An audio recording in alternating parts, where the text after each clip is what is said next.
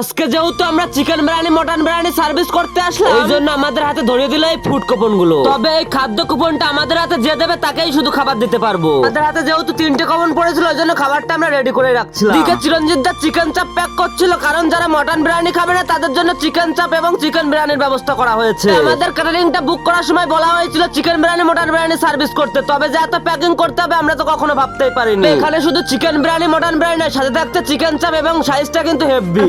পরিবেশনের শেষে রাত 1টার সময় আমরা সবাই খেতে বসেছিলাম। চিকেন চাপের লেগটা খেতে কিন্তু দারুণ। এদিকে দেখে আমাদের সিনিয়র মানুষ স্যার নেচে নেচে মজা করে খাসির হাড্ডি চিবাচ্ছে। আমরা সবাই খাওয়া দাওয়া শেষ করে সন্ধ্যা বিচিত্র অনুষ্ঠানে এসেছিলাম, আর এই অনুষ্ঠানে ক্যাটারিং এসেছে। এখানে নাকি এক সিঙ্গার আছে যার নাম অঙ্কিতা ভট্টাচার্য এবং ডাক নাম রূপালী। ইনি কি সেই অঙ্কিতা ভট্টাচার্য? তোমরা চিনতে পারলে কমেন্টে জানিয়ে যাবে। আমাদের ভিডিওটা তোমরা যারা শেষ পর্যন্ত দেখলে আমাদের 7 স্টার ক্যাটারিং এর থেকে অনেক অনেক ধন্যবাদ ও ভালোবাসা থাকলো। এই পর্যন্তই, সবাই ভালো থাকবেন, সুস্থ থাকবেন, আমার ভিডিও দেখতে থাকবেন।